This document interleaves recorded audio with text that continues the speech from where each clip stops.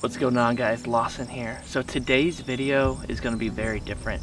Right here with me is my brother Brenton, and lately I've been watching a ton of different survival and primitive technology stuff on YouTube, especially from a channel called Primitive Technology, and I was really inspired. I was like, man, I want to go out and do something like that but related to fishing.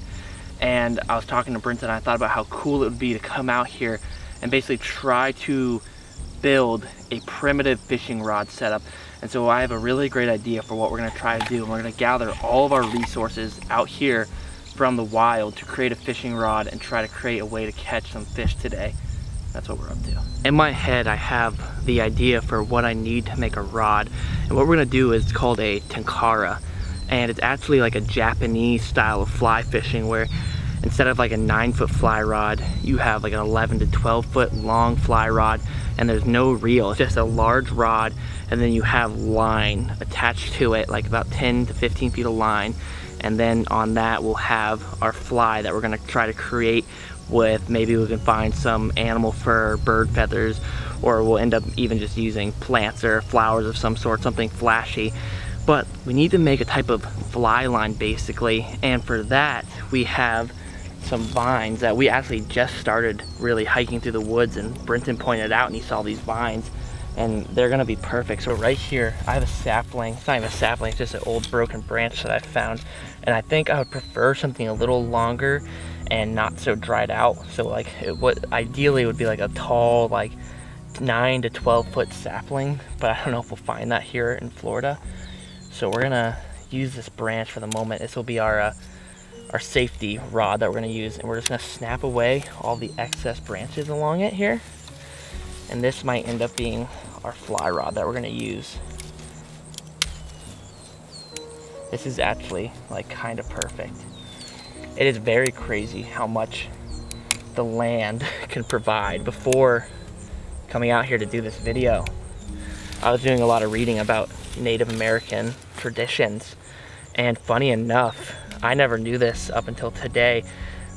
Traditional fishing with a line and hook was considered woman's work back in Native American culture, and the men would spearfish, and they would only spearfish. And I think part of the reason why is because it involves creating some type of line that involves weaving, and I feel like probably in that culture they thought, you know, any type of weaving would be considered woman's work.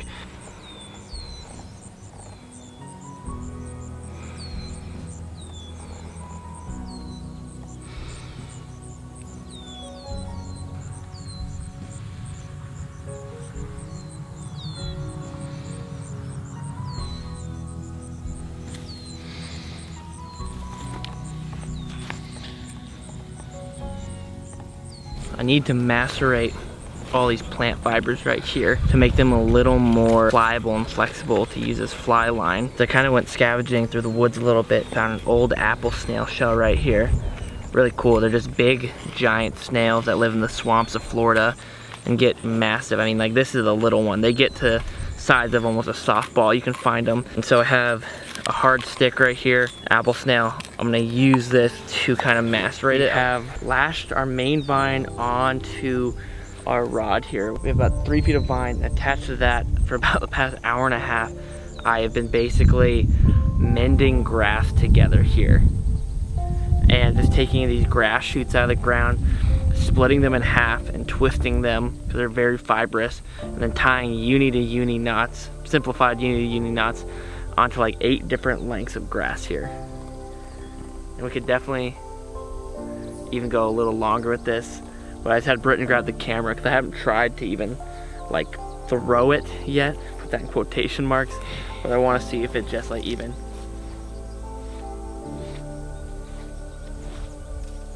It's not terrible. I could lay a cast out straight with that. Britton's back there laughing at me, but I'm gonna add now. I've done this grass here. Now I'm gonna use the thinner vine that I braided earlier and add it to it and try to make the profile at the very end as thin as possible. And we'll have our finished line. I'm gonna split this feather in half here. This apple snail shell has been like the tool of the day here, lifesaver. A very thick vine up top. comes down to some grass shoots that I've woven together, twisted together, to a very small vine that I braided. Then down to the braid, it began twisting, and right at the bottom there's a fly with a thorn bracket and feathers inside of it. Britton found the feathers for me. So now our next step, I suppose, is we need to go find somewhere to try to cast this thing and see if we can catch some bass or maybe even some brim. Literally any type of fish I'd be more than happy to catch. So we are gonna hike and see if we can find a pond out here in the woods and see if we can catch some fish in it.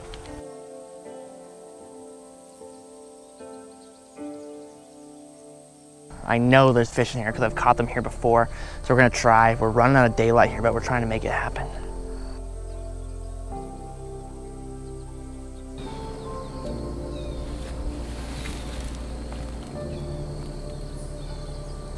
Oh! A bass came up and pounded it. So last night I wasn't able to land a fish on the little fly setup that we made, and really the only two problems were my line wasn't long enough, and I think the hooks on the fly weren't quite good enough. I'm learning through all of this. It's all doable. It just requires a lot of time and patience. All right, so Zeke and I were literally walking out of the woods because we're getting poured on, and by this dirt road next to some water, there's these huge reeds here that I'm gonna cut with my apple snail. And I think this will be a much better version of a tenkara that we're trying to create here than my little 6-foot sawed-off stick. Huge giant reeds. We'll peel back all this shoots on it, and it's almost very similar to bamboo, this stuff. And I think this is gonna be perfect for our rod.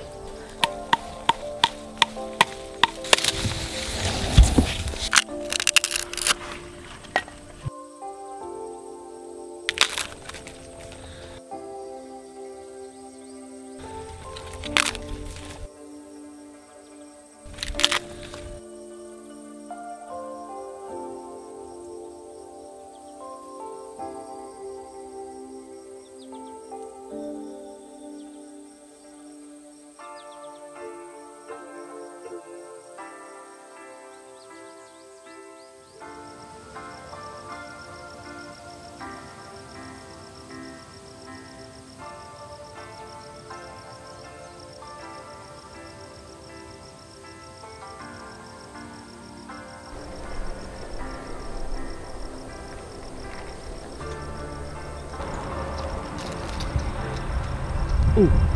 Oh, big largemouth just came up and looked at it like a 3-pounder. Put its nose right up to it, dude. So what we've done here, we've tried throwing the fly and it just wouldn't work. We had some follow-ups, but nothing was eating it. So I don't know why it took me so long to think about this. We got a little grasshopper that we've caught, and we're doing a peg system here. So basically how it works is the fish comes up, eats the bait, closes his mouth, and the peg gets caught into his mouth, wedged in his mouth like that.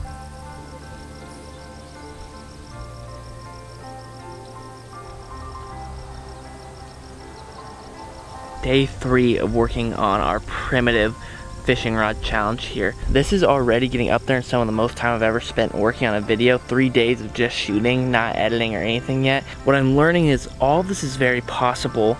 It just takes a lot of patience and a lot of time. It's been a really great learning process of doing this, because like I said from the beginning, I'm not an expert. I'm just trying to figure this out. And it was like the first day was just getting feet wet and like trying to find some resources and learning what we found didn't work.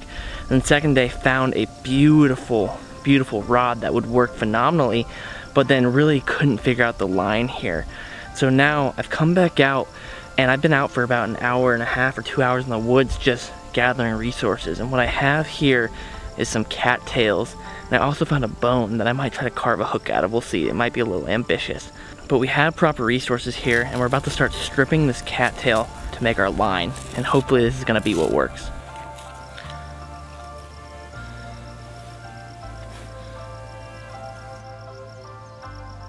Finished stripping all the fibers off of these cattails. Now let me show you what I've done here. I'm actually kind of proud of this here. So right here we have our tenkara, or our fly rod basically, and I've wedged it into the ground and have it running through the branches, and it's wedged into the ground. And right up here I've made a split into this bamboo shoot that I'm using. It's actually native grass, but very similar to bamboo. And I've threaded through our cattail cordage that we're making here through here to hold it. And I'm gonna be tying this together from here.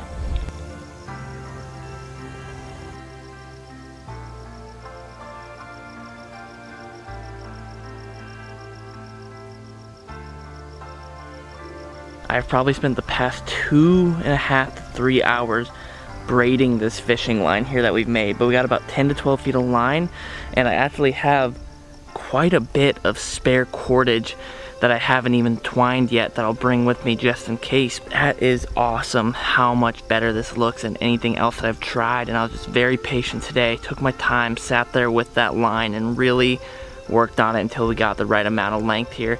Now, fly time. We need to figure out a fly. I am walking back on a trail through the woods to a little honey hole that I know of, and I've tied on actually a regular fly onto my glorified cane pole. Basically, I looked for about an hour for some feathers or any type of material to tie a fly with, and I could not find anything. So I had a fly in my backpack that we're gonna use. I know it doesn't make it quite as primitive or special, but I think the idea's all the same. I'm more so just interested to see if my line will even hold up at all.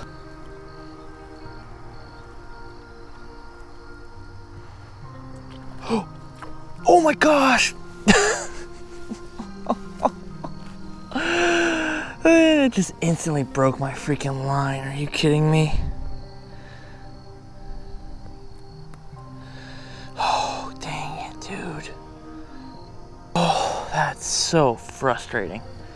Literally on like my third flick or cast into this hole right here with my rod, I got hit and I obviously set too hard and the line is just not strong, and I pulled on it and just snapped it after it was on for like a quarter of a second maybe. Gosh, that sucks. I'm gonna see if I have another fly in here. Maybe we can make this happen. Hey, what the hell, why not? Let's try it. Not a fly, actually an artificial shrimp for trout and snook and redfish, but it's little, it's small, and I'm not gonna be heartbroken if we lose it, so we're gonna try it.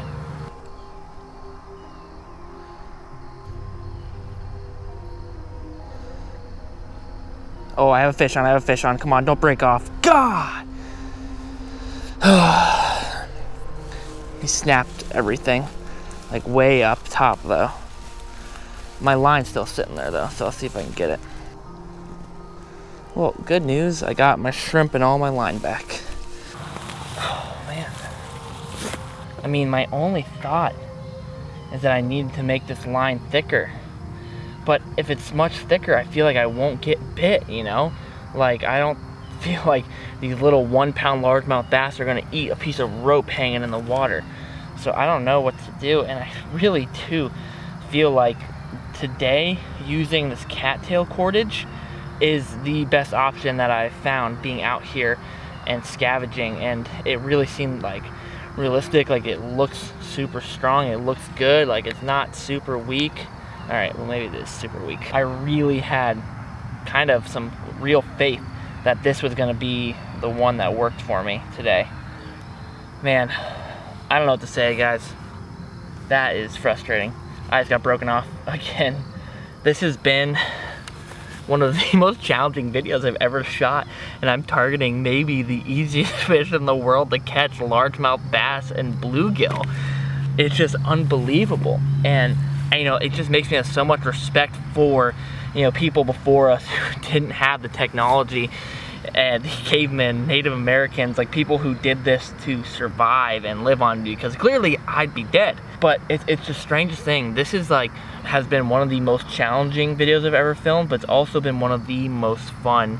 And I've just like had such enjoyment with the challenge of like, no, I'm gonna go back out and I'm gonna figure this out. I'm gonna catch a freaking fish on this primitive setup here. And now, unfortunately, I feel like I have to call it, because it's been 3 full days of filming on this thing and it hasn't happened, and we've hooked fish, but Wow, man, I really would have loved a better outcome, but I still had a lot of fun learning in the process, and I feel like I learned so much. I think there's something there with the cattail cordage. Maybe I made it too thin, or maybe I needed to braid it in a stronger fashion. I'm not sure. If you guys have any recommendations, let me know. Also, if you enjoy different videos like this, leave a like and let me know in the comments. Maybe you want to see more like primitive fishing challenge or survival challenges, or like camping out in the woods, catching cooks, just anything different. I want to hear from you guys what's going on in your brain. I appreciate it very much. Thank you for sticking with me. I had a ton of fun filming this video. Unfortunately, it didn't pan out like I really wanted it to, but sometimes, especially in the YouTube world, you kind of got to know when to cut your losses, and I can't really invest another 2 days filming this video here trying to catch something out in the woods and trying to catch something so primitive. But I really enjoyed it, and like I said from the very beginning, it's a learning process for me. I'm not an expert at doing this, clearly, but I really enjoyed honing my skills today and trying to figure this out. So you may see more videos like this in the future, but I'll probably be a lot more successful, hopefully. That is it. I appreciate you guys so much. Until the next video, see ya.